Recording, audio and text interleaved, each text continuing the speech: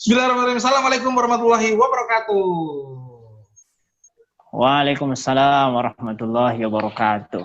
Alhamdulillahirrabbilalamin. Allahumma sholli ala sayyidina Muhammad wa ala ali sayyidina Muhammad. Amma ba'du. Pemirsa Duluran TV yang insya Allah diberkahi Allah Subhanahu wa Ta'ala. Hari ini Bandit alias Bang Adit spesial ngobrolnya jarak jauh betul, karena bukan karena PSBB lagi, tapi emang karena kebetulan jaraknya emang jauh. Bintang tamu saya, narasumber saya yang akan saya ajak ngobrol-ngobrol ini dalam konten kita KPK, Kisah Perjalanan Kawan. Nah, bintang tamu saya yang ada di monitor ini luar biasa. Sudah kelihatan rupanya beliau ini. Beliau adalah seorang yang luar biasa, energik, terus Masya Allah, kita sambut ya kan, yang ada di depan kita, Syekh Ustadz Al-Ustadz Asy-Syaikh Saharuddin Mangangsa SQMA. Assalamualaikum Syekh. Waalaikumsalam warahmatullahi wabarakatuh. Apa kabar Bang Adit? Alhamdulillah, saya Sahar, sehat selalu, berkah, alhamdulillah berkat doanya. Alhamdulillah. Juga beserta keluarga. Terima kasih juga nih atas undangannya. Undangannya ala kadarnya lewat Zoom, dan mohon maaf nunggu sedikit lama karena tadi saya ngotak-ngatik, kebetulan ini bukan komputer saya di ruangan sebelah, karena kebetulan internetnya lagi mogok, jadi saya pakai komputer orang lain. Oke, saya Sahar, alhamdulillah. Berarti udah berapa tahun saya di Abu Dhabi, di Uni Emirat? Ya, jadi saya di Abu Dhabi ya, Uni Emirat Arab, udah hampir 3 tahun ya, udah mau 3 tahun. Hampir 3 tahun, Masya Allah. Nggak berasa ya waktu ya. Cepet sekali, dari kemarin masih bujangan, sekarang udah punya anak istri di sana. Istrinya asli Indonesia. Iya ya, kayak iya dong, harus walaupun tinggal di luar negeri tetap harus memakai produk dalam negeri. Mantul, mantap betul. Luar biasa. Anak sehat, anak-anak. Alhamdulillah beliau sehat. Anak udah hampir 7 bulan insya Allah. Anak siapa namanya, saya lupa. 7 bulan. Anak saya namanya Lisana Sidkin Alia. Alia. Namanya panjang, cuma saya ingatnya Alia doang. Iya. Ya, mudah-mudahan abinya Alia, uminya Alia, dan Alianya juga sehat selalu, diberikan kesehatan, keberkahan. Amin. Terima kasih Bang doanya. Amin. Mudah-mudahan Faidul Barakat juga sehat selalu ya. Dan mudah-mudahan Bang Faid itu segera punya adik. Waktunya dia. Doain saya, alhamdulillah, kebetulan istri saya lagi hamil. Udah jalan 2 bulan, mudah-mudahan sehat, saya minta doanya. Amin. Alhamdulillah, ternyata Masya Allah. Masih jos gandos ya. Oke, saya sedikit sebelum kita mulai pada topik utamanya, yang jadi topik utama pembicaraan kita adalah tentang indahnya berislam di Indonesia. Indahnya berislam di Indonesia. Nah, yang kita jadikan barometer adalah harusnya yang ngomong di sini yang tinggal di Indonesia kan ya? Ya. Dan yang kita jadikan barometer adalah negara-negara yang tanda kutip mereka adalah negara Islam juga. Yang jadi bahan perbincangan kita ini, kebetulan Uni Emirat Arab adalah mungkin orang taunya ini negara Islam karena bahasanya Arab kan gitu. Nah, ini harus kita jadikan barometer perbandingan betapa indahnya ternyata berislam di Indonesia. Dan yang orang tahu di sana kan Syekh Sahar, karena Syekh Sahar udah 3 tahun, hampir 3 tahun tinggal di sana. Jadi kita pengen tanya betul nih ke Syekh Sahar, gimana berislam di negara Arab, di Uni Emirat khususnya. Sebelum itu saya mau tanya dulu, Syekh Sahar di sana ngapain, Syekh? Ya, kalau itu yang ditanya ya, saya di sini sebagai imam ya. Jadi sebagai imam sholat di masjid, sekaligus itu imam tetap ya. Jadi di sini itu nggak ada istilah imam cadangan, semuanya imam tetap. Itu di bawah Kementerian Agama, artinya diurus oleh negara. Jadi nggak ada istilah DKM di sini. Semua masjid atas naungan negara. Dan tugas kami ya memimpin sholat 5 waktu sekaligus jadi khotib Jumat gitu. Oh begitu. Jadi imamnya imam wajib tetap di situ, nggak boleh ada yang ganti-gantiin ya. Artinya Iya, jadi nggak boleh. Jadi nggak ada, artinya sekalipun yang lainnya misalnya ada orang lebih alim itu nggak boleh tuh, tetap harus imam tetapnya di situ.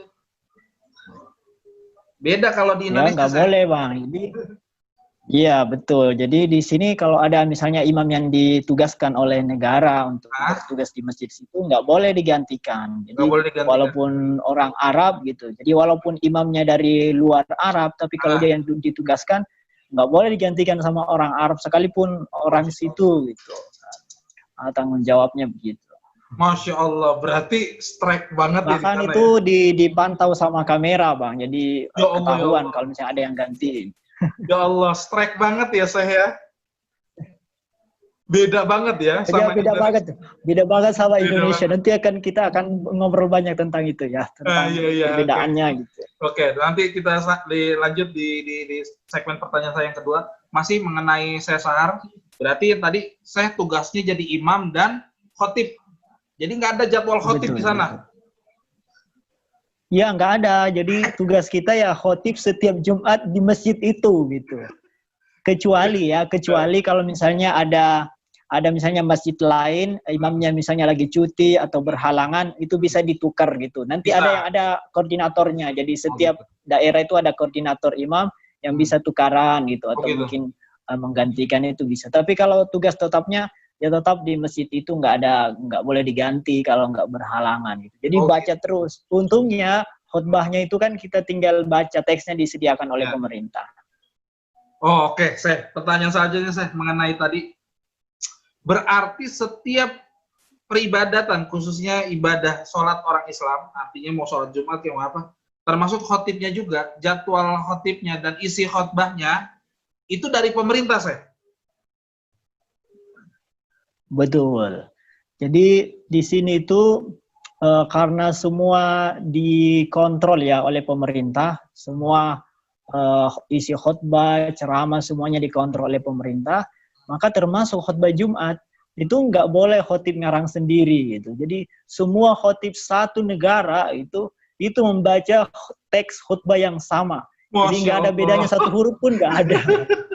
Jadi benar-benar khutbah seragam itu. Itu setiap Jumat, Mas, setiap Jumat. Jadi kita tinggal nunggu teks gitu. Setiap hari Kamis itu udah disebar itu teksnya. Berarti gokil banget, Seh. Jadi campur tangan negara benar-benar sampai ke urusan seperti itu, Seh.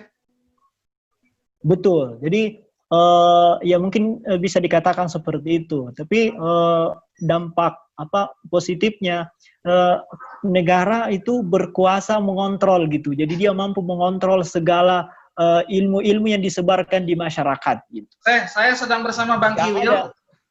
Iya Bang, sini dulu Bang. Salam buat sama beliau, beliau. Saya pernah ketemu beliau di Masjid Marinir beliau. Pasti beliau ingat waktu saya ketemu di depan Masjid Marinir tuh. Masjid Marinir, tadinya beliau imam Cilandak KKO. Sekarang beliau tugas di Universitas Arab. Di depan di Cilandak KKO itu pernah ada acara Bang, ketemu beliau, acaranya polisi yang meninggal itu, anak polisi. Cilandak KKO. Ustadz Sahar ini sekarang udah 3 tahun di Uni Emirat Arab, Bang. Barakallah, alhamdulillah. Nah, yang sekarang jadi konten saya mau ngobrol sama ini, perbedaan berislam di Indonesia sama di luar negeri, sama di negara Arab. Ternyata katanya Syekh Sahar, ternyata jadwal khutbah itu nggak boleh ada kayak sekarang kan kita kan Jumat ini Ustadz ini. Di sana enggak. Dia yang imam, dia jadi khotib, dan itu udah ditetapin sama pemerintah. Dan isinya pun, isi khutbahnya itu pun udah ditentuin sama pemerintah. Jadi satu negara itu isinya khutbahnya sama, ya saya. Betul. Mungkin Bang Kiwil mau nanya tentang Islam di Uni Emirat gimana kehidupannya? Baru tahu sih kalau misalnya tuh sama gitu, khutbahnya sama. Karena mungkin agak sedikit berbeda di Indonesia karena satu warna, budaya, kemudian sama kulturnya itu yang berbeda gitu loh. Kalau misalnya Jawa, Batak, kemudian Aceh, itu sama semuanya bahasa-bahasa pemerintah, mungkin di sini kurang diminatin kayak gitu. Kan orang Indonesia lebih banyak kreatif. Kreatif. Jadi bahasanya takutnya kalau permintaan mau dong apa khotibnya sama khotbahnya Ustadz Abu Somad. Wah, itu masjid penuh gitu. Makanya sekarang banyak ustadz yang mirip suaranya gitu. Mungkin itu apa namanya? Indonesia tuh suka dengan budaya-budaya kreatif gitu. Betul ya. Nah, betul Bang. Jadi kan di sini kan satu suku gitu. Tapi yang mungkin ya alasan yang lebih substansi mungkin adalah karena di sini kan negara Arab atau mungkin secara umum negara Timur Tengah itu kan boleh dikatakan sering terjadi konflik gitu. Artinya paham-paham yang membuat kekerasan itu kan subur gitu. Artinya sudah banyak disaksikan oleh mata banyak negara yang hancur gara-gara paham yang tidak terkontrol. Maka negara Uni Emirat Arab dalam hal ini ingin menjaga negaranya agar tidak seperti negara-negara lain, Timur Tengah juga yang hancur, itu agar dikontrol gitu. Jadi paham-paham di masyarakat itu nggak bisa berkembang. Jadi negara benar-benar mengontrol, artinya menjaga supaya negaranya nggak kacau kayak negara yang lain. Dan itu penting. Tujuannya seperti itu. Kalau bagusnya begitu, saya setuju. Negara yang mengontrol. Itu saya setuju banget. Kalau kita kan menekan, bukan mengontrol. Nah, ya kan orang-orang Arab harusnya begitu, Bang. Jadi karena perbedaan karakter ya. Kalau orang Arab tidak dikontrol kayak gitu, bisa kayak negara-negara yang lain kan, kayak Syria dan segala macam. Tapi kalau di Indonesia kayaknya nggak perlu amat gitu, karena nggak seperti itu pun negara Indonesia adem-adem aja gitu. Jadi karena di Indonesia kan santai gitu, nggak terlalu sekeras orang-orang Arab, jadi nggak perlu lah kayak gitu.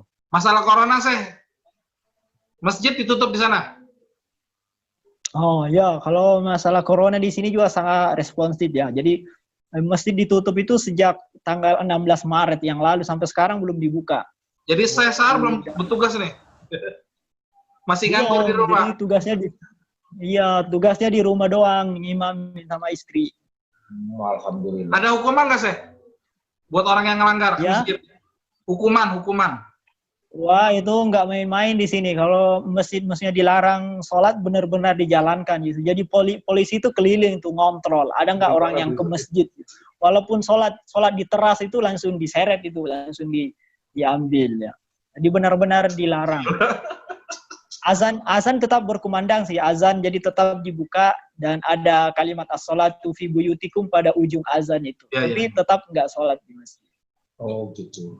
Ada pertanyaan. Tapi karena ini udah ada new normal ya, jadi ada juga kabar di sini katanya sebentar lagi masjid akan dibuka. Mohon doanya mudah-mudahan segera dibuka. Tetapi tetap memakai protokol gitu. Jadi ada stiker yang dipasang di setiap shop itu jaraknya 2 meter per orang. Masya Allah, 2 meter Bang.